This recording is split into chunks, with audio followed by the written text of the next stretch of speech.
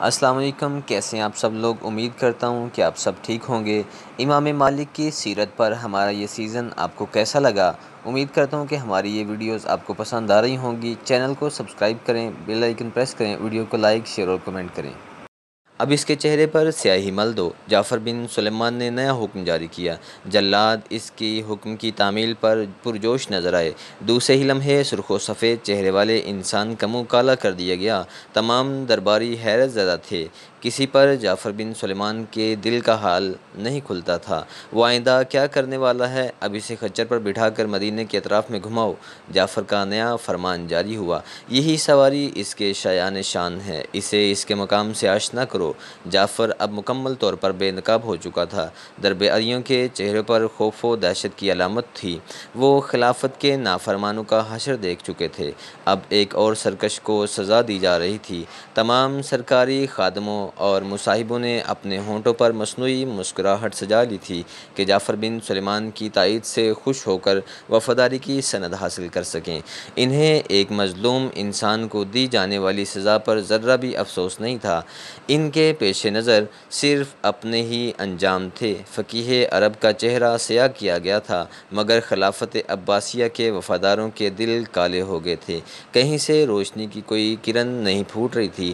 آخر اس مرد بزرگ کو مسند درفت سے اٹھا کر خچر جیسی حقیر سواری پر بٹھا دیا گیا۔ تذلیل کا ایک اور باب مکمل ہو چکا۔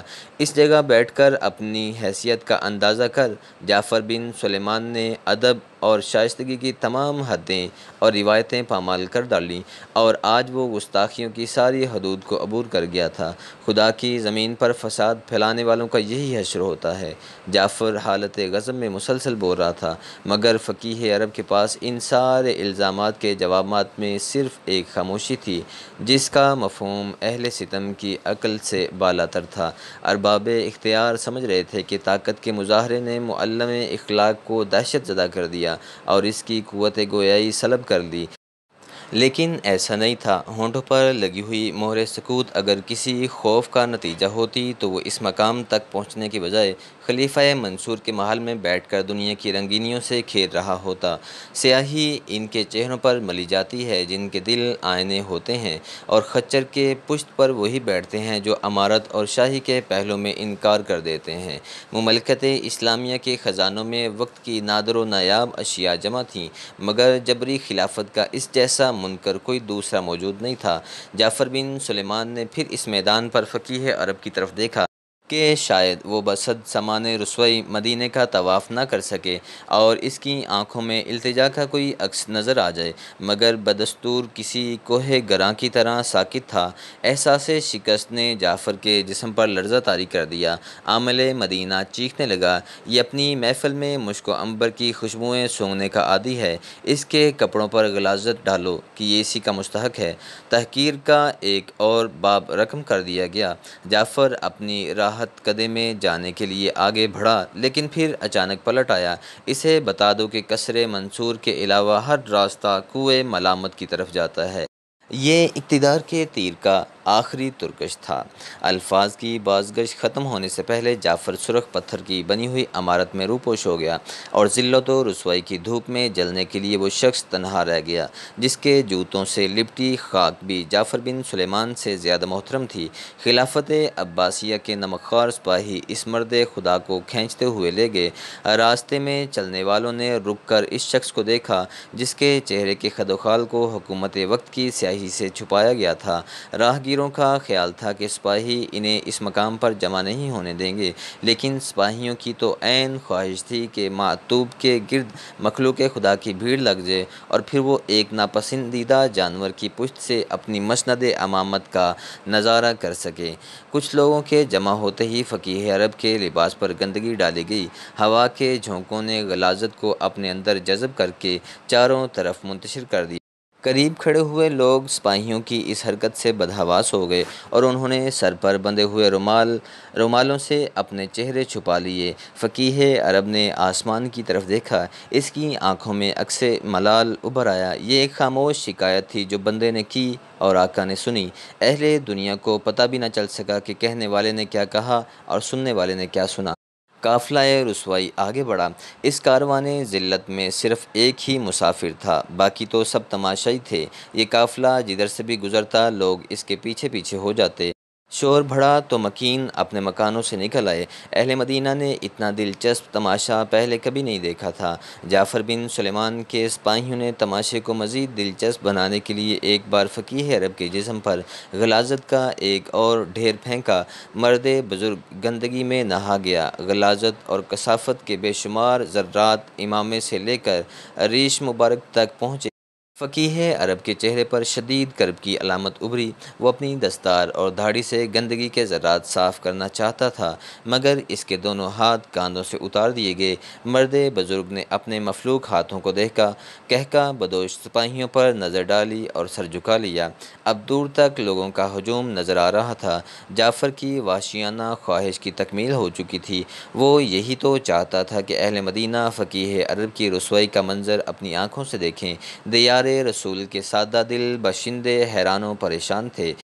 اس مقام مقدس کی حدود میں داخل ہونے والا مجرم بھی معزز ہو جاتا ہے، مگر یہ مظلوم کون تھا جسے رسوا کرنے کے لیے سپاہی شہر حبیب تک کھینچ لائے تھے؟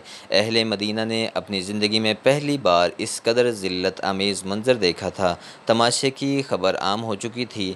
لوگ اپنے اپنے گھروں کو چھوڑ کر اس شاہراہ پر جمع ہونے لگے جہاں سے وہ سیاہ فام شخص گزر رہا تھا۔ ظاہری حلیے کو دیکھ کر تماشائی یہی سمجھ رہے تھے کہ یہ وہ حکومت وقت کا معتوب ہے اور اسے کوئی سنگین جرم سرزد ہوا ہے، مگر وہ کون ہے؟ اس سوال کا جواب صرف جعفر بن سلیمان کے سپاہی جانتے تھے۔ چہرے کی سیاہی نے اس کے نقش و نگار کو دھندلا کر رکھا تھا، اس لیے بہت قریب سے جانے والا بھی اسے نہ پہچان سکے۔ ہجوم بڑھ گیا، یہاں تک کہ ہر طرف آدم زادوں کے سر نظر آ رہے تھے۔ سپاہیوں نے خچر کو کھینچنا شروع کیا۔ وہ فقیہ عرب کو مدینہ کی ہر گلی کوچے سے گزارنا چاہتے تھے۔ اچانک اس مرد بزرگ کے ہونٹوں کو جنبش ہوئی۔ ٹھہرو، تم کب تک میرے ساتھ مارے مارے پھرتے رہو گے؟ سواری کو روک لو، میں تمہاری مشکل آسان کر دیتا ہوں۔ سپاہی رک گئے، ان کے چہرے پر خوشی کی لہر دوڑ گئی۔ وہ سمجھ رہے تھے کہ فقیہ عرب مزید رسوائی برداشت نہیں کر سکتا، اس لیے اعتراف جرم کر کے خلافت کی پناہ ڈھونڈنا چاہتا ہے۔ سپاہیوں کے خیال میں جعفر بن سلیمان کا منصوبہ کامیاب ہو چکا تھا۔ تم اپنے گناہ سے تائب ہوتے ہو؟ ایک سپاہی نے مرد بزرگ سے پوچھا۔ اس نے سپاہی کی بات سنی بھی نہیں تھی، وہ تو گردن بلند کیے ہوئے مجمع عام کی طرف دیکھ رہا تھا۔ اگر تم ایک بار توبہ کر کے ہمیشہ کے لیے اپنی زبان بند کر لو تو تمہارے لیے قصر خلافت کے دروازے کھل سکتے ہیں۔ یہ دوسرے سپاہی نے عنایات شاہی کا ذکر کیا، اس طرح کیا کہ جیسے الفاظ کی گونج ختم ہوتے ہی وہ مرد بزرگ بھیک کے لیے اپنا دامن پھیلا دے گا۔ فقیہ عرب نے دوسرے سپاہی کی گفتگو بھی نہیں سنی۔ وہ مسلسل انسانی ہجوم کا جائزہ لے رہا تھا، نہایت وقار اور صبر و سکون کے ساتھ، جیسے کوئی سپہ سالار اپنی افواج کی صف بندی دیکھ رہا ہو یا پھر کوئی عظیم خطیب تقریر شروع کرنے سے پہلے ہجوم کے نفسیات کا اندازہ کر رہا ہو۔ وقت کی رفتار کچھ دیر کے لیے ٹھہر سی گئی، حکومت بھی خاموش اور عوام بھی ساکت تھی۔ آخر الفاظ اور زبان کا فاصلہ ختم ہوا۔ فقیہ عرب کی ہیبت و جلال میں ڈوبی ہوئی آواز ابھری۔ کئی دن کی طویل خاموشی کے بعد آج وہ پہلی بار بول رہا تھا۔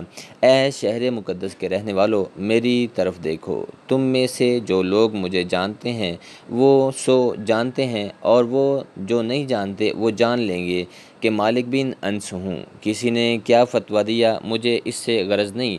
ہر شخص خدا کے سامنے اپنے عمل کا جواب دہ ہے۔ میں کل بھی سر عام کہتا تھا اور آج بھی علل اعلان کہتا ہوں کہ جبری طلاق طلاق نہیں۔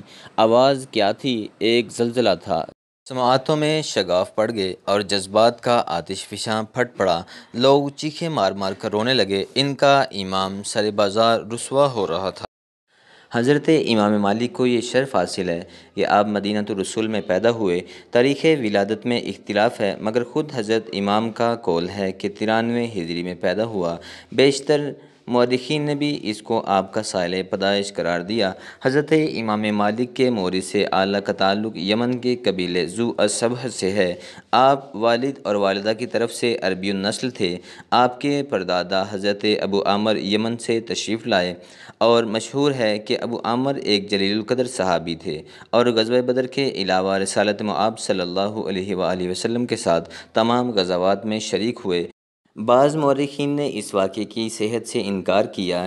اس گروہ کی تحقیق کے مطابق حضرت ابو عامر سرور کونین کے وصال کے بعد مدینہ کی حدود میں داخل ہوئے تھے، اس لیے صحابی ہونے کے گرائیں بہار اعزاز سے محروم رہے۔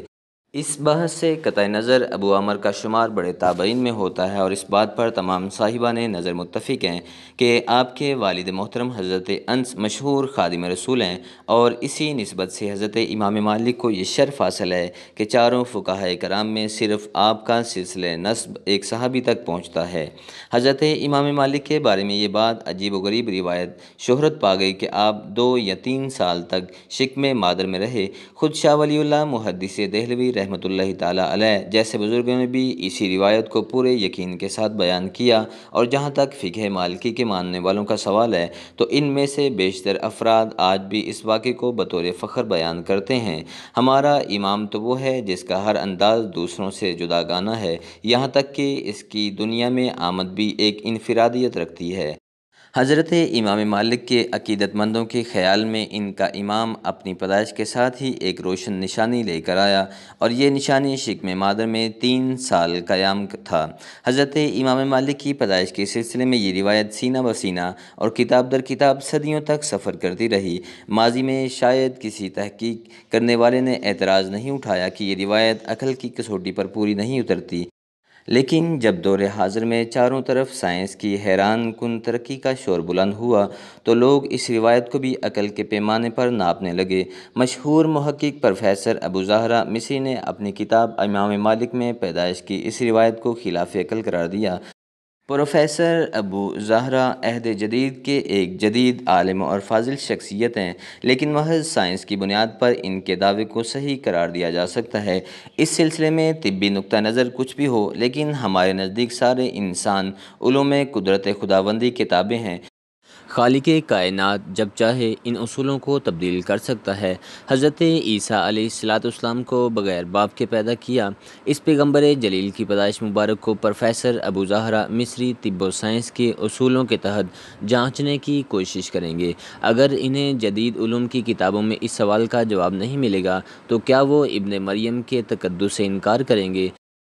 عیسائیوں نے بھی قدرت کے اسی کرشمے سازی کا سہارا لے کر حضرت عیسیٰ کو خدا کا بیٹا کہنا شروع کر دیا، اور جب ان لوگوں نے اپنی گمراہی کو مذہب کی اساس بنا لیا تو پیغمبر اسلام پر وحی نازل ہوئی۔ یہ بے عقل انسان آخر کس بات میں جگڑ رہے ہیں؟ عیسیٰ بن مریم کے بیٹے ہیں، مگر آدم کو تو ہم نے ماں باپ دونوں کے بغیر پیدا کیا، اور تمہارا رب ایسی ہی قدرت والا ہے۔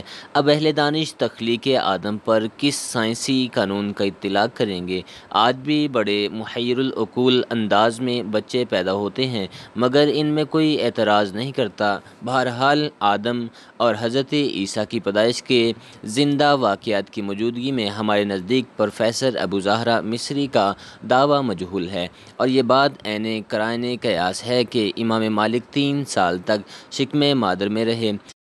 اس طرح یہ بھی ممکن ہے کہ قدرت نے مالک بن انس کی شکل میں اہل زمین پر اپنی نشانی ظاہر کی ہو۔ اس بحث سے قطع نظر اگر ہم امام مالک رحمۃ اللہ تعالیٰ علیہ کی پیدائش کے اعتبار سے ایک عام بچہ تسلیم کر لیں، تب بھی اس مرد پاک باز کی عظمت میں کوئی کمی واقع نہیں ہوتی۔